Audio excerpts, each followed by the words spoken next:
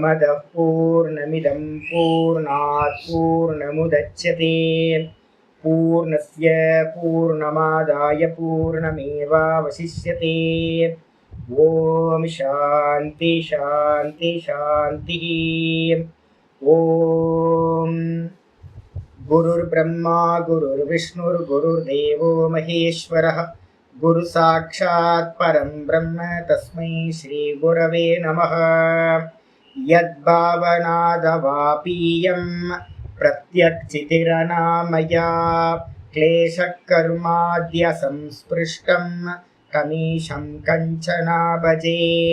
श्रीमत्पतञ्जलेस्तस्य पदद्वन्द्वमनिन्दितं वन्दे येन मनः काय वाचां शुद्धिरकार्यसौ। विद्यारत्नं मया लब्धं यत्कृपापारवारिदेः वन्दे तान् विबुधैर्वन्द्यान् वन्दकानन्ददान् गुरून्।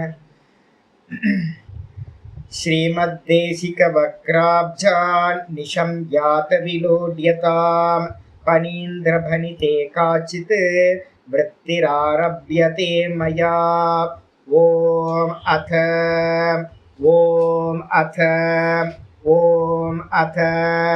अथ योगानुशासनम्। உங்களுக்கு அனுப்பியிருக்கேன் ஜி, வீடியோ அனுப்பியிருக்கேன்.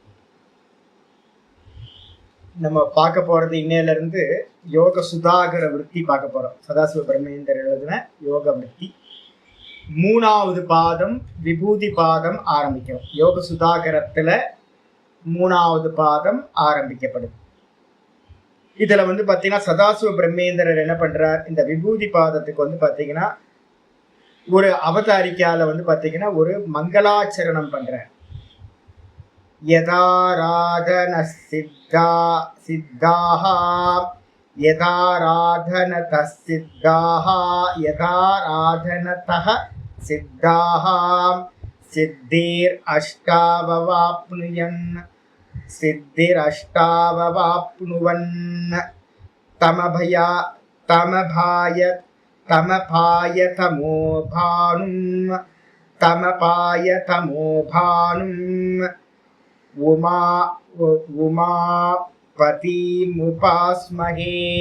உமாபதிமுபாஸ்மஹே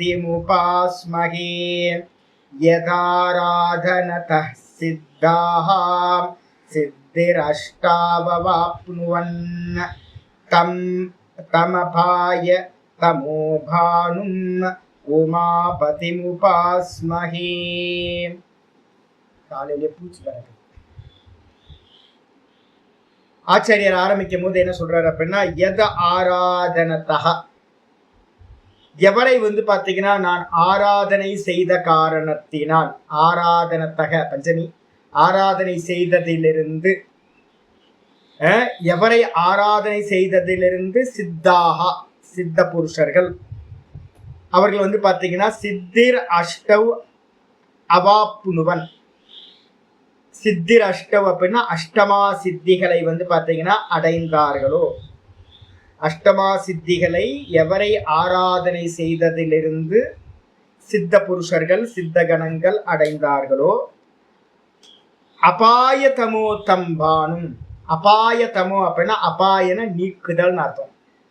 எதை நீக்கிறது அப்படின்னு கேட்டீங்கன்னா தமோ அபாய, தமஸை பாத்தீங்கன்னா நீக்கக்கூடிய தம்பானும், அந்த பானுவை, பானுன அர்த்தம் சூரியன், அந்த சூரியனா இருக்கக்கூடிய உமாபதிம்.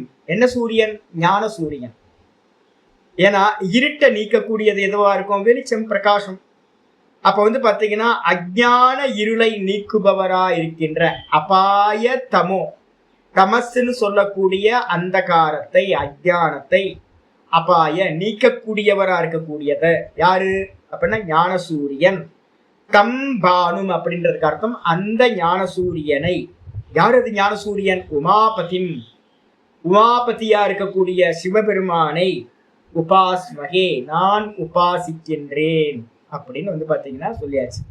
அப்ப சித்த புருஷர்கள்லாம் பாத்தீங்கன்னா யார ஆராதனை பண்ணி அஷ்டமா சித்திகளை அடைந்தாங்களோ அப்படிப்பட்டவர் தான் உமாபதின்னு சொல்லக்கூடிய சிவபெருமான். அவரை நான் வந்து பாத்தீங்கன்னா உபாசிக்கிறேன். எதுக்காக உபாசிக்கிறேன் அப்படின்னா அஞ்ஞான இருள் என்கிட்ட இருக்க அஞ்ஞான இருள் நீங்கி போகணுன்றதுக்காக. அப்ப சிவபெருமான் எப்படிப்பட்டவரா இருக்காரு அப்படின்னு கேட்டீங்கன்னா ஞான சூரியனா சிவபெருமான் இருக்கார். அந்த ஞான சூரியனை உபாசிச்சு நான் என்ன பண்ண போறேன், என்னுடைய அஞ்ஞான இருளை விரட்ட போறேன். அதுக்காக நான் அவரை உபாசிக்கிறேன் அப்படின்னு இந்த மங்களாச்சரணத்துல ஆச்சாரியர் என்ன பண்ணிட்டார் சொல்லியாச்சு. சொன்னதுக்கு பிறகு வந்து பாத்தீங்க அப்படின்னா ஆச்சாரியர் வந்து பாத்தீங்கன்னா ஒரு அவதாரிக்கா பாஷ்யம் ரொம்ப நல்ல இந்த சம்பந்தம் சொல்லுவோம்.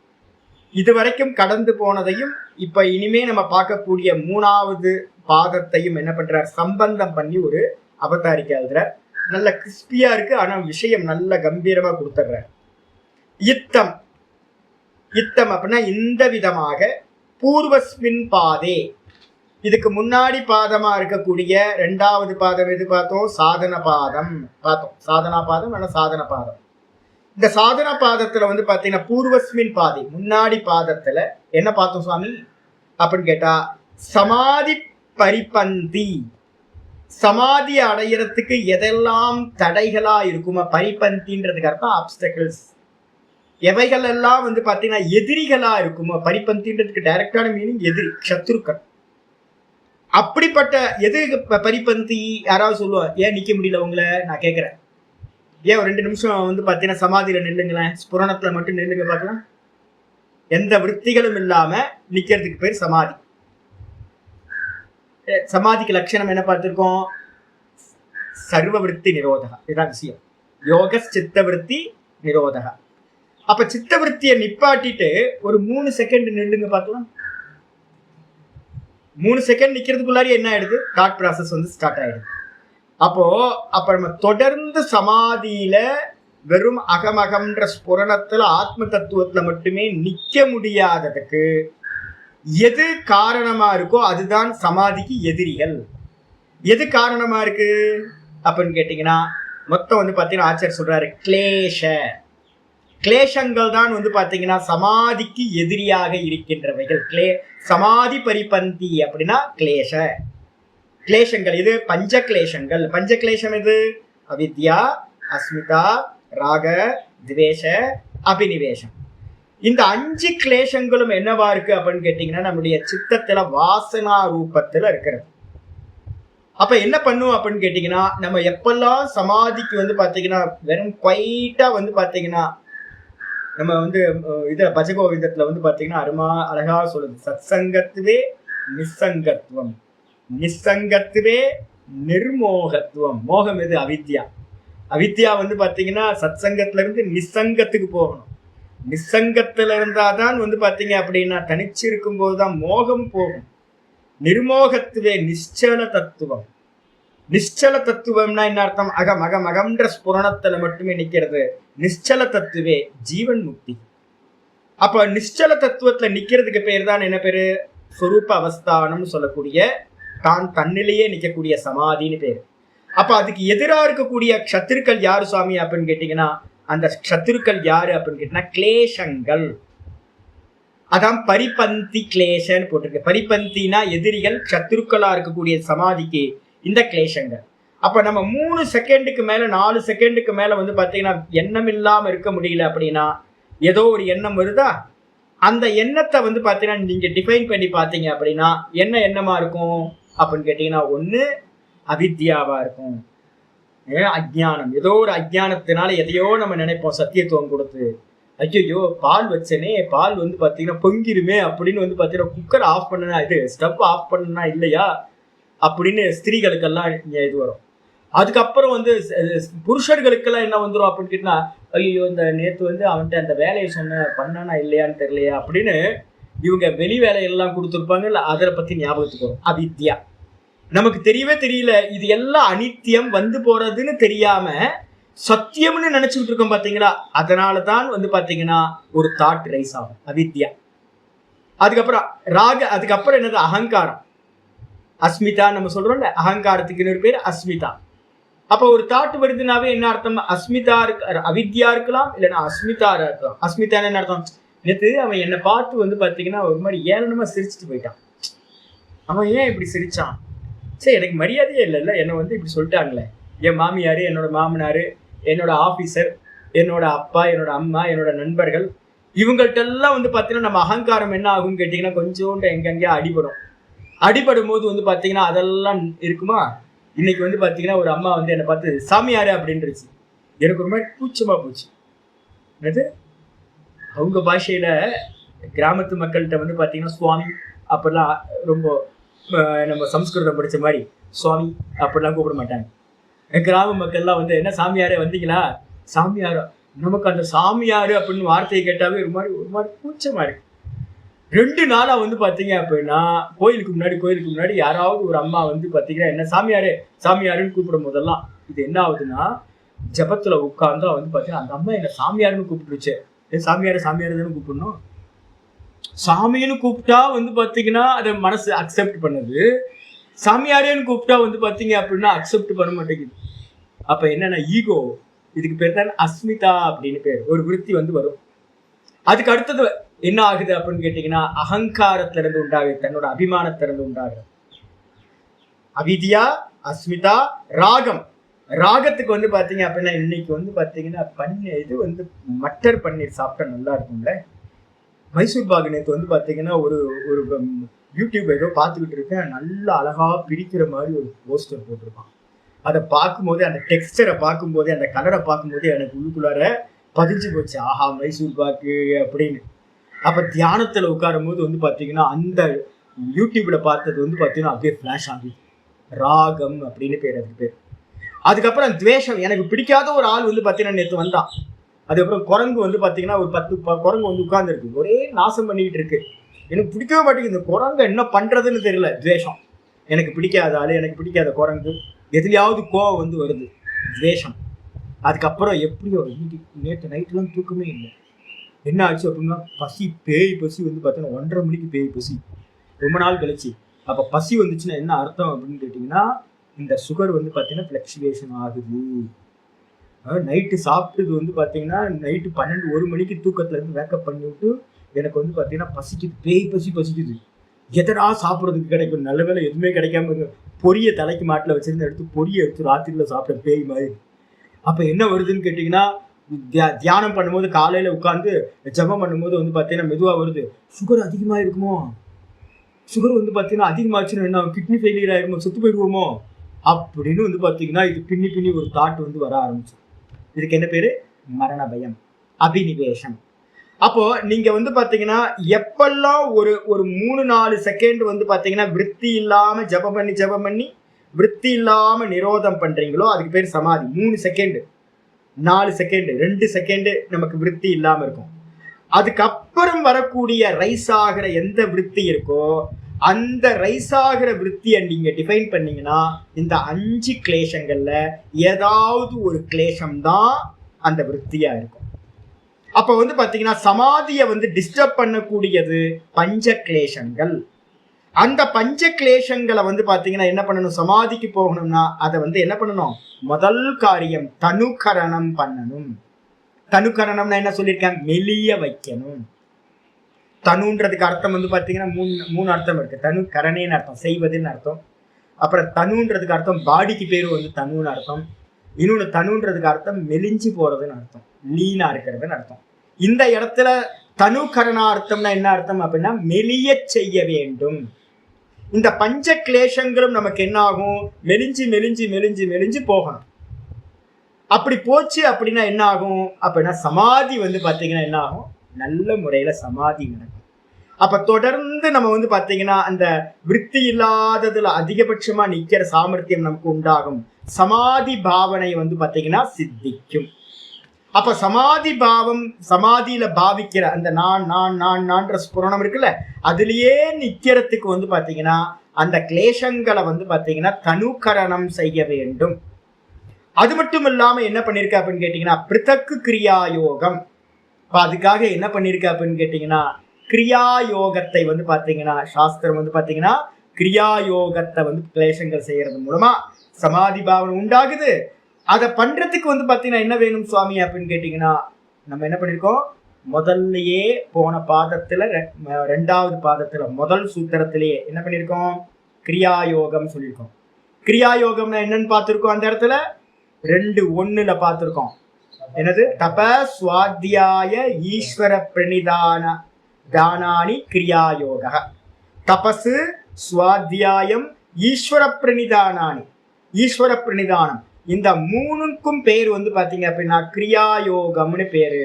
இந்த கிரியாயோகத்தை முதல்ல பிரிஸ்கிரைப் பண்ணுச்சு சாதன பாதத்துல. இந்த சாதன பாதத்துல எதுக்காக பிரிஸ்கிரைப் பண்ணிச்சு சுவாமி அப்படின்னு கேட்டீங்கன்னா, இந்த கிளேஷங்கள் எல்லாமே தனுக்கரணமானாதான் சமாதி சம்பவிக்கும். கிளேஷங்கள் தடிச்சு போயிருக்கு அப்படின்னு வச்சுங்களேன். இப்ப பாத்தீங்க அப்படின்னா அபியாசம் பண்ண பண்ண பண்ண இருந்துட்டு போட்டுமே. ஊர்ல பாத்தீங்கன்னா கிருஷ்ணரையும் ராமரையும் சொல்லாதவனா என்ன சொல்லிட போறான் பெருசா? இந்த உலகம் யாரையாவது தப்பா சரியா புரிஞ்சிருக்கா? யோசிச்சு பாருங்க.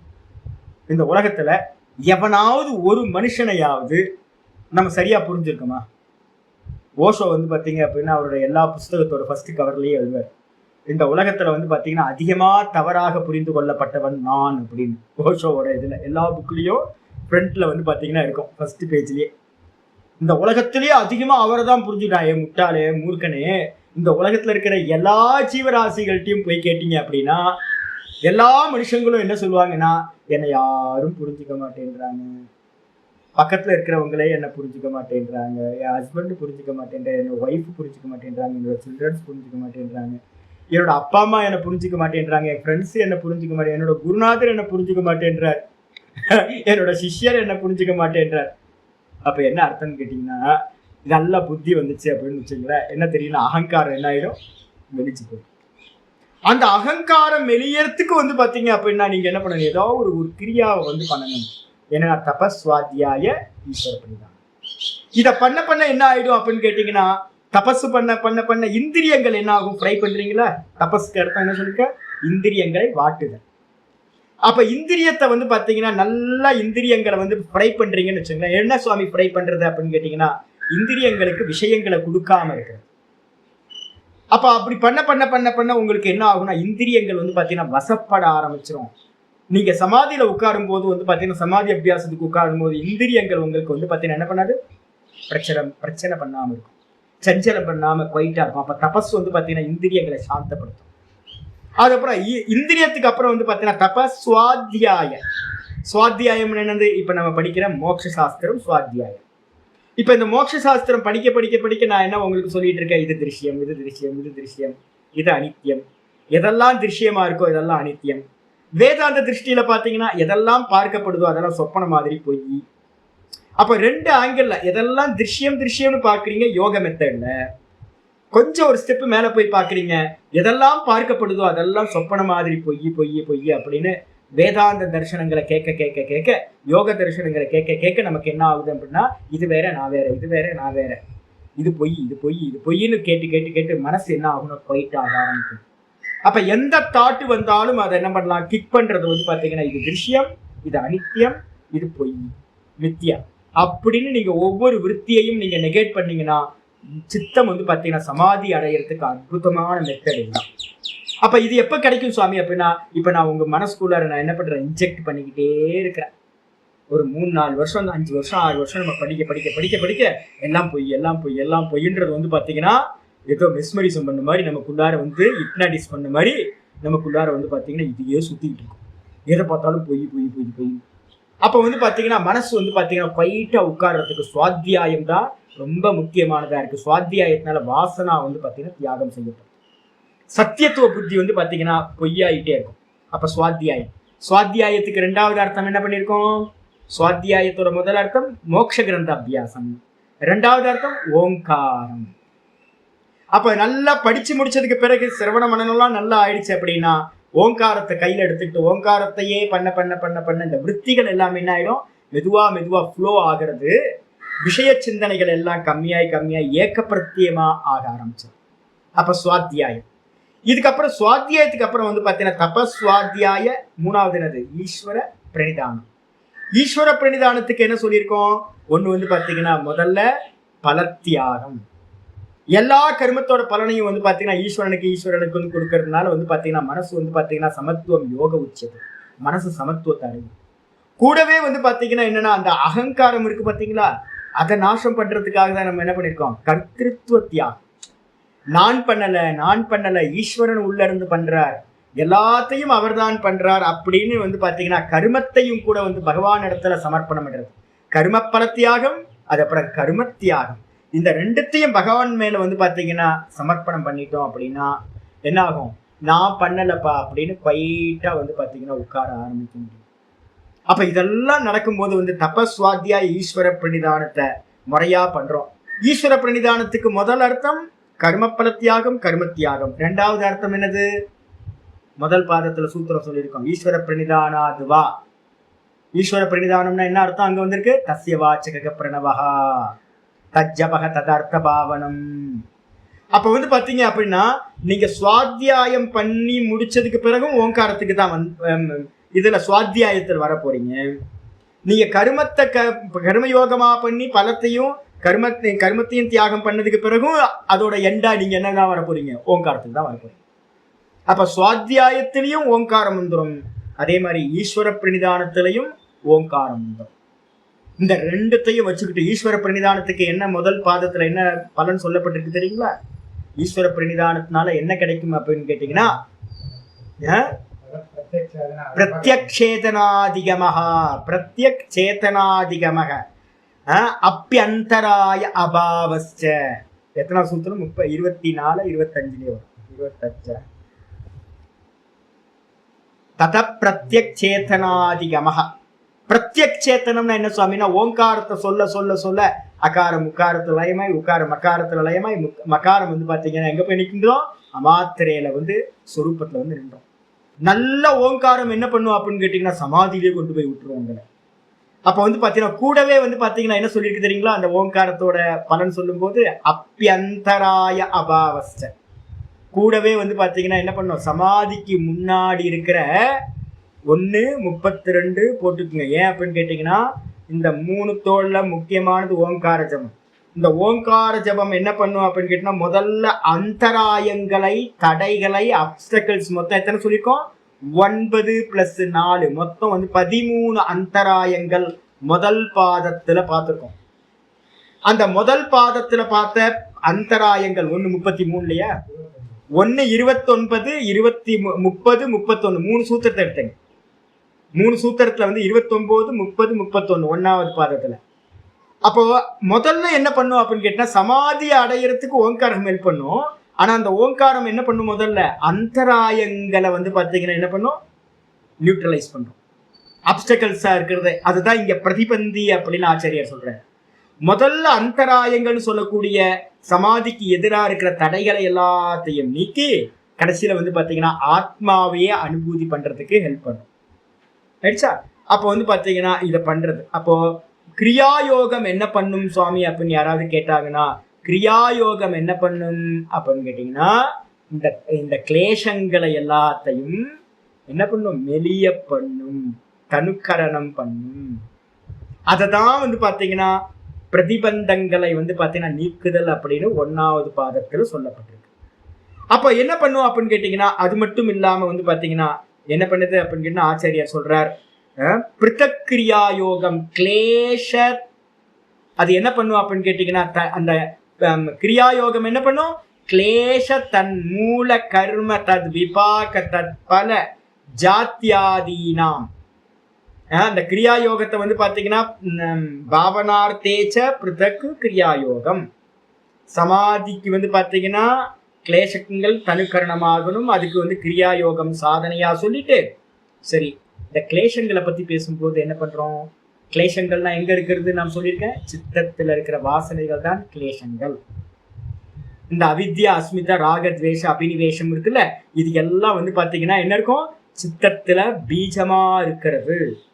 அதுல இருந்து வரக்கூடிய எனக்கு மைசூர் பாகு நல்லா இருக்கே, நல்லா இருக்குமே அப்படின்னு ஒரு தாட்டு வருதுன்னா அந்த தாட்டு வந்து ராக விருத்தி. ராக விருத்திக்கு பேஸா எது இருக்கும்? சூத்திரம் ஞாபகம் இருக்கா? இல்ல லட்சணம் சொல்லுங்க. சுகானுஷயி ராகா. ஏற்கனவே நாம் அந்த மைசூர் பாக சாப்பிட்டுருக்கேன் பாத்தீங்களா? மைசூர் பாக சாப்பிட்டு சூப்பரா இருக்கு அப்படின்னு ஒரு தாட்டு வந்துச்சு இல்ல, அந்த தாட்டு தான் வந்து பாத்தீங்கன்னா பீஜமா போய் என்ன பண்ணிருக்கு? வாசனை ஆயிருக்கு. அப்ப தூக்கத்துல இருக்கக்கூடியது எது அப்படின்னு கேட்டீங்கன்னா, நம்ம எது சித்தத்துல இருக்கிறது எதுன்னு கேட்டீங்கன்னா, நான் மைசூர் பாக சாப்பிட்ட அனுபவம் சுகமாக வாசனையா சித்தத்துல பதிவாயிருது. அப்ப சித்தத்துல ராகம் இருக்கு, ராக விருத்தி, ராக வாசனை, சுக வாசனைன்னு பேர், அதுக்கு பேர்.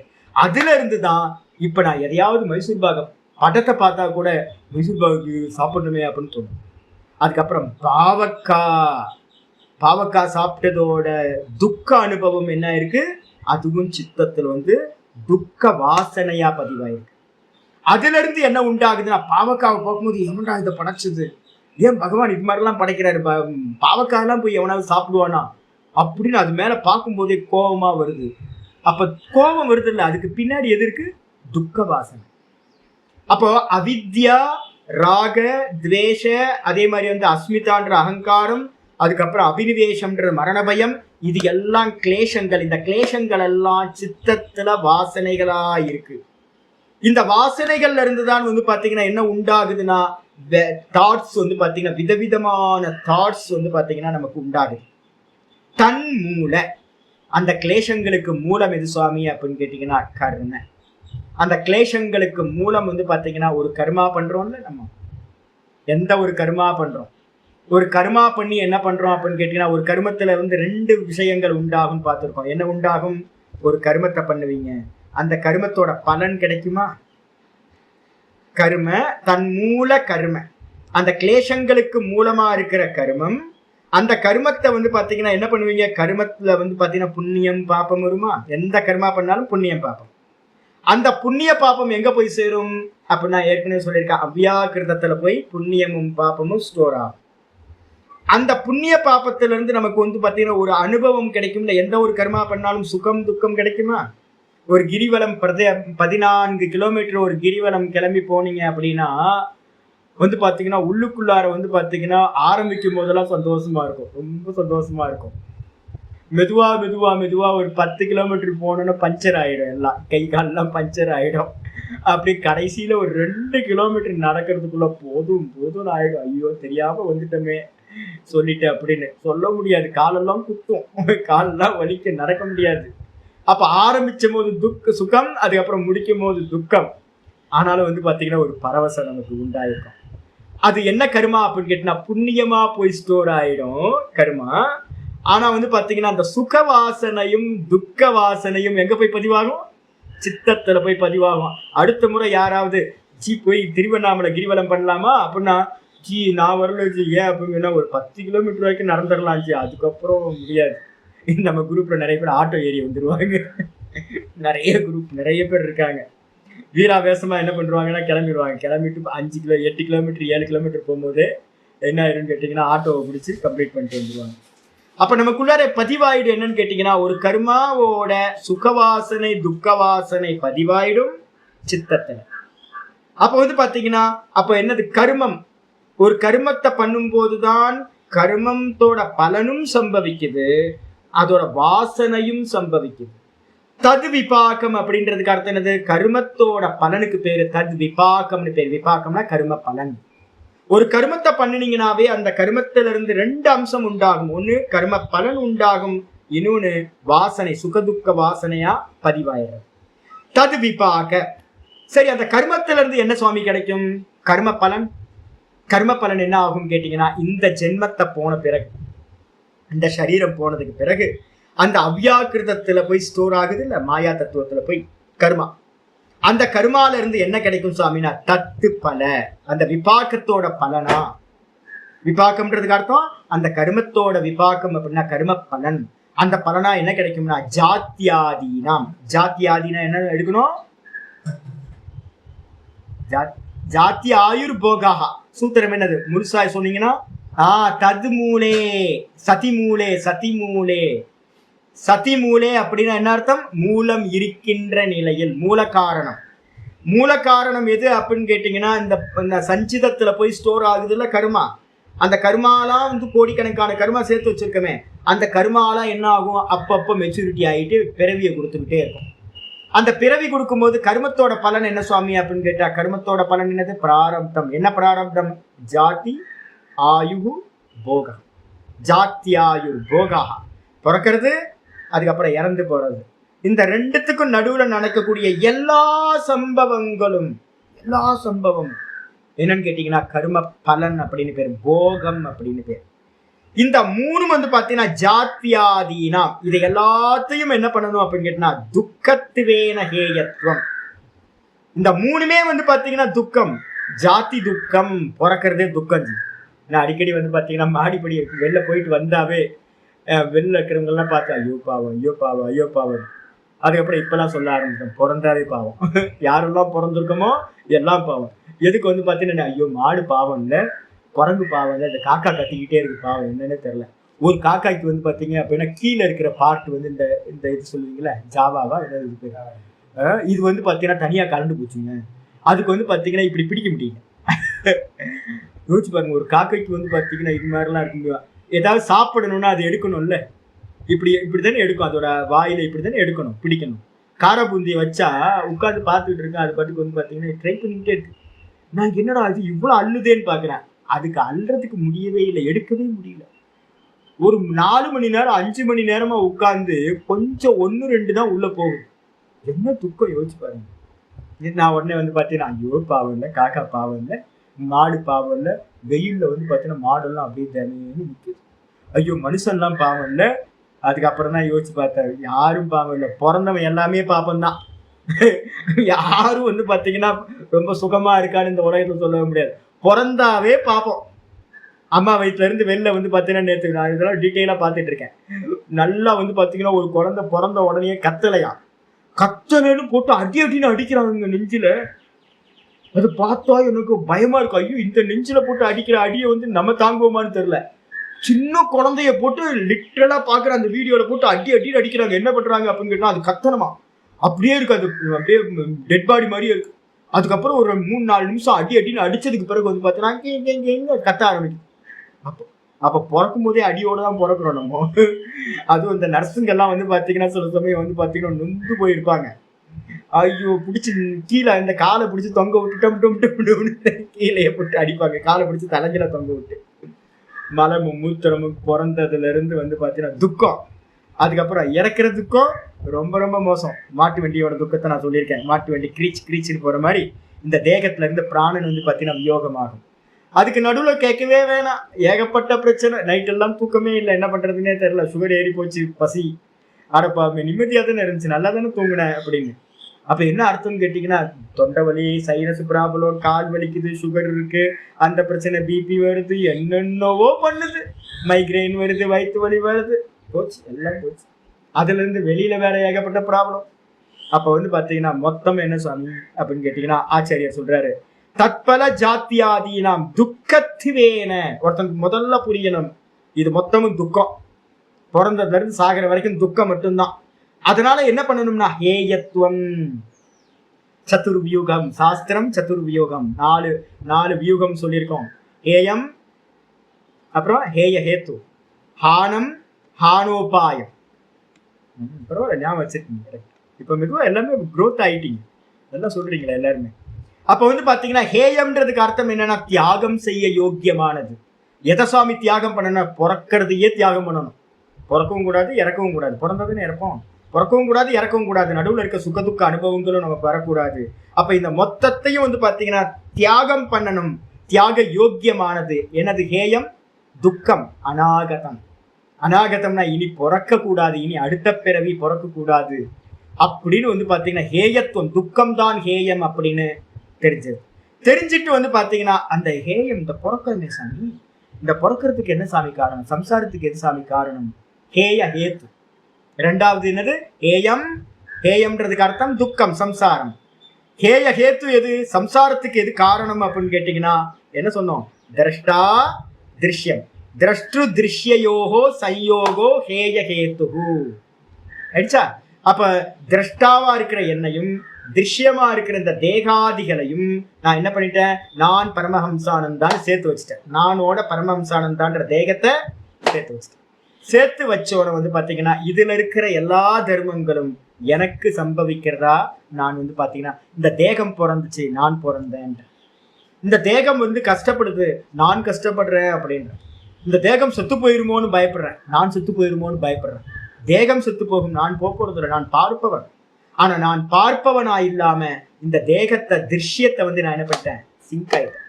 அதனால வந்து பாத்தீங்கன்னா சயோகம் தான் வந்து பாத்தீங்க அப்படின்னா இந்த சம்சாரத்துக்கு காரணம் ஆயிடுச்சா. இதுக்கப்புறம் வந்து பாத்தீங்கன்னா தது ஹானம், ஆச்சாரியர் 3வது சொல்றார். அந்த ஹானம்னா என்ன சுவாமி அப்படின்னு கேட்டீங்கன்னா, ஹானம்னா மோக்ஷம். ஹானம்ன்றதுக்கு அர்த்தம் மோக்ஷம், ஸ்வஸ்ததா. ஸ்வஸ்ததான்னு என்ன அர்த்தம், தான் தன்னில நிக்கிறதுக்கு பேர் ஸ்வஸ்ததான்னு பேரு, தன்னிலையில் இருத்தல்.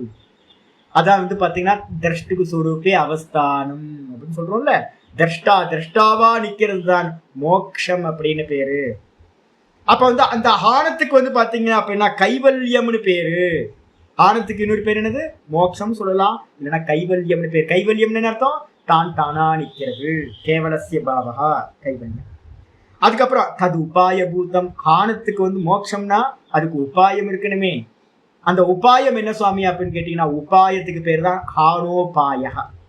ஏயம் ஹேயஹேத்து, ஆனம் ஹானோபாய. மோட்சத்துக்கு உபாயம் என்ன சுவாமி அப்படின்னு கேட்டீங்கன்னா, புருஷக்கியாதி. புருஷக்கியாதி, புருஷக்கியாத்தினா புருஷனா ஆத்மா, கியாத்தினா ஞானம். ஆத்ம ஞானம் தான் வந்து பாத்தீங்க அப்படின்னா இந்த மோட்சத்துக்கு உபாயம்.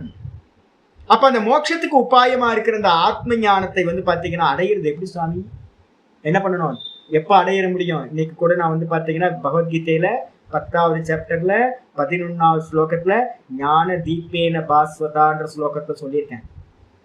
தாரண தியான சமாதி, தாரண தியான சமாதி, அது மூலமா உண்டாகிறது சமயக்கு ஞானம், என்ன பத்தின ஞானம் உண்டாகும்.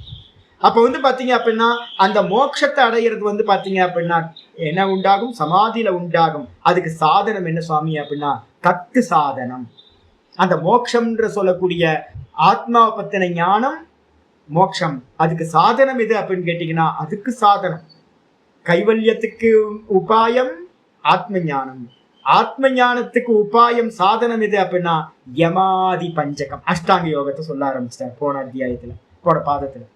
அஷ்டாங்க யோகத்துல வந்து பாத்தீங்கன்னா யமாதி பஞ்சகம் பகிரங்கம். யமம், நியமம், ஆசனம், பிராணாயாமம், பிரத்யாகார், இந்த மொத்தம் 5க்கும் வந்து பாத்தீங்கன்னா என்ன பேர் வச்சிருக்கோம் அப்படின்னு கேட்டீங்கன்னா பகிரங்கம் அப்படின்னு பேர் வச்சிருக்கோம். அப்படின்னு பகிரங்கம் ச அபிதாய, பகிரங்கத்தையும் வந்து பாத்தீங்கன்னா அபிதாயன்னு சொல்லி சொன்னதுக்கு பிறகு சொல்லிவிட்டு ஆச்சாரியர் என்ன பண்ண, அத அதுனா, பிறகு வந்து பாத்தீங்கன்னா இப்பொழுது என்ன பண்றாருன்னா தாரணாதித்ரயம். இந்த பாதத்துல, போன பாதத்துல அஷ்டாங்க யோகத்தோட 5 அங்கங்களோட போன பாதம் கம்ப்ளீட் ஆயிடுச்சு, சாதன பாதம். இந்த விபூதி பாதத்துல என்ன பண்ணாருன்னா இப்பொழுது தாரணாதித்ரயம், தாரண தியான சமாதி என்ற 3 சாதனங்கள். இதுக்கு என்ன பேரு, அந்தரங்கம் அப்படின்னு பேரு. முதல் 5 பகிரங்கம், அப்புறம் தாரண தியான சமாதி அந்தரங்கம். எதுக்கு அந்தரங்கம் சொல்றோம் அப்படின்னு கேட்டீங்கன்னா, எதுக்கு அந்தரங்கம், சம்பிரஜாத சமாதிக்கு அந்தரங்கம் தாரண தியான சமாதி. சம்பிரஜாத சமாதிக்கு பகிரங்கம் எது அப்படின்னு கேட்டீங்கன்னா பகிரங்கம் முதல் 5. இதே நிர்விகல்ப சமாதி எடுத்துக்கிட்டீங்கன்னா அசம்பிரஜாத சமாதிக்கு அந்தரங்கம் எது, சம்பிரஜாத சமாதி தான் பகிரங்கம். இல்ல பகிரங்கம். அந்தரங்கம் எப்போ வருது, பரவைராக்கியம். ஞாபகம் வச்சுக்கணும், பரம் பிரசங்கியானத்துல உண்டாகிற பரவைராக்கியம் தான் அசம்பிரஜாத சமாதின்ற நிர்விகல்ப சமாதிக்கு சொரூப அவஸ்தானத்துக்கு வந்து பாத்தீங்கன்னா சாதனம் அந்தரங்கம். பரம் பிரசங்கியானத்துல உண்டாகிற அதான் அந்நியத்தை அக்கியாத்தி, அதான் விவேகம் வந்தது. இல்ல அந்தரங்கம்னா என்ன அர்த்தம், ரொம்ப க்ளோசஸ்ட். இல்ல இப்ப நான் சொல்றது நிர்விகல்ப சமாதிக்கு முந்தின ஸ்டெப்பு பரவைராகியம், பரவைராகியத்துக்கு முந்தின ஸ்டெப்பு தான் பரவிவேகம் சொல்ற அந்நியதாக்கியாத்தி. அப்ப அந்நியதாக்கியாத்தி, அந்நியதாக்கியாத்திக்கு அடுத்த ஸ்டெப்பு தான் பரவைராகியம், பரவைராகியத்துக்கு அடுத்த ஸ்டெப்பு தான் நிர்விகல்ப சமாதி. அப்ப வந்து முதல்ல விவேகம், அதுக்கப்புறம் தாங்க வைராகியம். விவேகம் வந்ததுக்கு பிறகுதான் வைராகியம். பலமுறை சொல்லிட்டே இருக்கேன், விவேகம் இல்லாம வைராகியம், விவேக வைராகியம் தானே. அந்நியதாக்கியாத்தி வந்து பாத்தீங்கன்னா நான் வேற, இது வேற, இந்த சித்தம் வேற அப்படின்னு விவேகம் பண்றது முதல்ல. அது அப்புறம் அந்த விவேகத்திலையும் வந்து பாத்தீங்கன்னா நீங்க உங்களுக்கு அந்நியமா அந்த சித்தத்தை பார்த்துக்கிட்டே இருக்கும்போது கொஞ்சம் போர் அடிக்க ஆரம்பிச்சிடும். அதுலயும் வைராகியம் வரும்போது டிஸ்கனெக்ட் ஆகும். அதுக்கு பேர் தான் பரவைராகியம். அப்படி சித்தத்தை பார்க்கறதும் நின்று போச்சு அப்படின்னா தான் தானா அவன் இருப்பான். சித்தத்தை பார்க்கறதும் நிக்கிறதுக்கு பேர் தான் வந்து பாத்தீங்கன்னா பரவைராகியம் அப்படின்னு பேர். அந்த பரவைராகியம் உண்டாகணும் அப்படின்னா என்ன உண்டாகணும்? அந்நியதாக்கியாத்தி உண்டாகும். அந்நியதாக்கியாத்தியை வந்து பாத்தீங்கன்னா பகிரங்கம் வச்சுங்க. இல்லைன்னா அந்நியதாக்கியாத்தியையும் பரவைராகியத்தையும் ஒன்னாக்கிக்கிட்டு விவேக வைராகியம், அந்நியதாக்கியாத்தின்ற விவேகம் பரவைராகியம் ரெண்டும் அந்தரங்க சாதனமா வச்சுக்கிட்டு, அதனாலதான் ஆத்ம அனாத்ம விவேகம் தான் மோட்ச சாதனம் சொல்லுவோம். ஆத்ம அனாத்ம விவேகம். அப்ப விவேகத்துல இருந்து வந்து பாத்தீங்கன்னா பரவைராகியத்துல இருந்து நிர்விகல்ப சமாதி. அப்ப வந்து பாத்தீங்கன்னா விவேக வைராகியத்தை ஒன்னாக்கி அதை அந்தரங்கம்னு வச்சுக்கணும். அதுக்கப்புறம் சமாதி, இந்த சம்பிரஜாத சமாதிகள் இருக்குல்ல, ஏகாகிர சித்தத்துல நடக்கிறது, அது எல்லாமே பகிரங்கமாயிடும். அப்ப வந்து பாத்தீங்கன்னா ஒன்ன சார்ந்து ஒண்ணுதான் நம்ம எடுக்கிறோம். சம்பிரஜாத சமாதின்னு சொல்லக்கூடிய சவிகல்ப சமாதிக்கெல்லாம் பகிரங்கம் யமாதி பஞ்சகம், தாரண தியான சமாதி அந்தரங்கம். அதே அசம்பிரஜாத சமாதிக்கு அந்தரங்கம் விவேக வைராகியம், பரவைராகியம். அதுக்கப்புறம் பகிரங்கம் சம்பிரஜாத சமாதி. இப்படி எடுத்துக்கணும். அடிச்சா இந்த விதமா வந்து பாத்தீங்கன்னா சொன்னதுக்கு பிறகு ஆச்சாரியர் என்ன பண்றார்? அந்தரங்கம். அந்தரங்கத்துக்கு என்ன பண்றோம்? மூணுத்துக்கும் என்ன பேர் வச்சிருக்கோம்? சம்யம பதவாச்சியம். ஒரு பேர் கொடுக்க போறோம். இந்த விபூதி பாதத்துல ஏற்கனவே வியாச பாஷ்யம் படிச்சுட்டோம், அத பேர் கொடுத்துருக்கோம். திரயம் ஏக்கத்திர சம்யமஹா ஒரு சூத்திரம் சொல்லிக்கோம்ல. இந்த மூணும் ஒரே விஷயத்துல, தாரண தியான சமாதி, இந்த மூணும் ஒரே விஷயத்துல நடந்துச்சு அப்படின்னா ஓம் ஓம் ஓம் ஓம் ஓம்லயே தாரண, ஓம் ஓம் ஓம்லயே தியானம், ஓம் ஓம் ஓம்லயே சமாதி, இப்படி நடந்துச்சு அப்படின்னா அதுக்கு என்ன பேரு? சம்யமம் அப்படின்னு ஒரு பேர் வச்சிருக்கோம். அப்போ இந்த சம்யம பதவாச்சியம் தது அவாந்தர பல.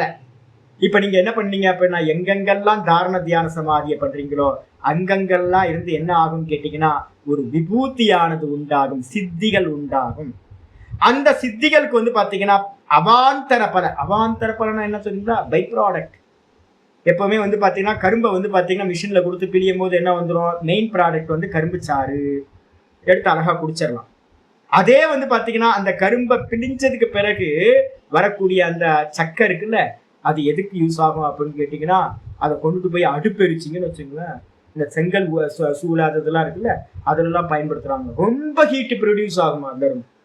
அப்ப வந்து பாத்தீங்கன்னா மெயின் ப்ராடக்ட் வந்து பாத்தீங்க அப்படின்னா கரும்புச்சாறு, பை ப்ராடக்ட் வந்து பாத்தீங்க அப்படின்னா எரிபொருளா இருக்கிற ஃபியூயலா யூஸ் பண்றது.